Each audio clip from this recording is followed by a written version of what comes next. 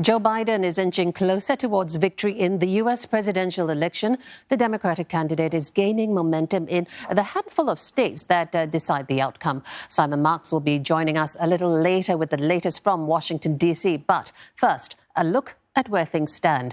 Joe Biden has 264 electoral college votes. Mr. Trump is on 214. 270 are needed to win. Now, Mr. Biden is just one battleground state away from the White House. He's pulled away from Mr. Trump after projected wins in Michigan and Wisconsin. Now, these are the states that helped Mr. Trump win in 2016.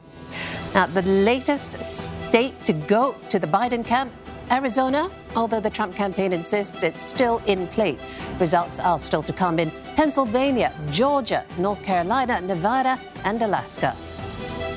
I'll give you some more statistics in terms of the popular vote. Mr. Biden has more than 50%. That amounts to around 72 million votes, the most in U.S. history. Regardless, the Trump camp is defiant and has already begun a legal challenge. Let's bring Simon Marks in now. He is joining us live from Washington, D.C. Simon, the Trump camp is saying every legal vote should be counted. How likely will Mr. Trump be able to find a legal route to victory here?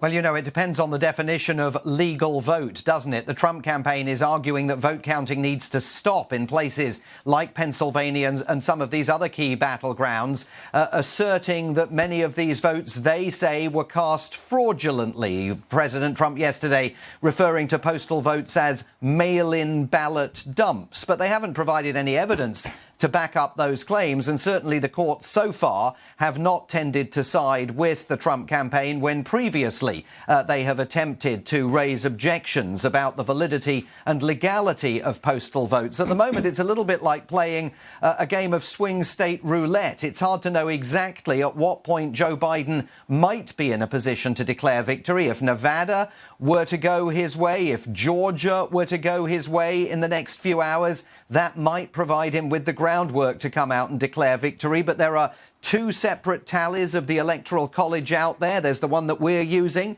provided by the Associated Press, which suggests Joe Biden just needs one more state. But there's another tally being used by some of the American television networks and the New York Times that suggests he needs to do a little bit more than that. So this is all knife-edge stuff.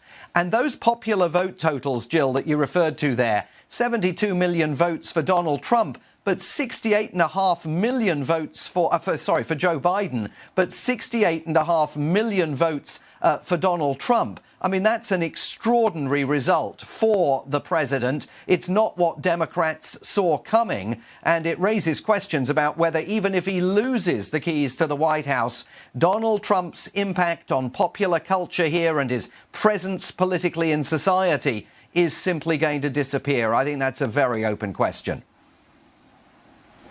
Yes, there is word that he could potentially run again for another 4 years at a later date. In the meantime, though, Simon, let's concentrate on sort of the battleground states that we're looking out for results for. Where should we be expecting numbers to come in from in the next few hours?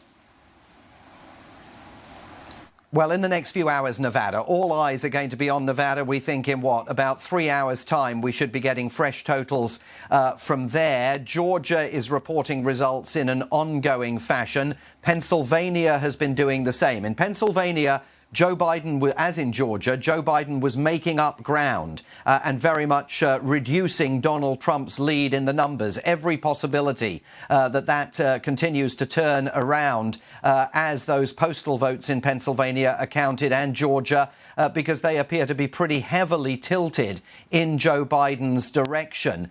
Arizona is definitely worth keeping an eye on. The Trump campaign is furious that the AP and Fox News called it for Joe Biden on election night, and the Trump campaign is poised to make an announcement. We don't know the details. Could be legal action, could be a threatened recount in Nevada. We're going to be hearing from them over the course of the next few hours. The Trump campaign clearly indicating at the moment they intend to carry on fighting tooth and nail. Now, at some point, they may throw in the towel. They may give it up. But they're not showing any indication of doing that right now. Well, thanks for keeping an eye across it for us. Simon Marks from Washington, D.C.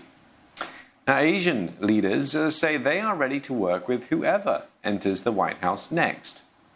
South Korea's top diplomat is visiting Washington, D.C. next week. Despite the uncertainty, Foreign Minister Kang Kyung-hwa has been invited by Secretary of State Mike Pompeo, who had to cancel a trip to South Korea last month after Donald Trump tested positive for COVID-19, and she'll be holding talks on security issues, including North Korea.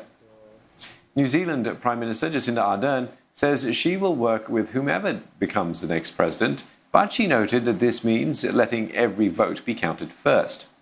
Same message out of Tokyo. Japanese Prime Minister Yoshihide Suga says there will be no change to the US-Japan alliance.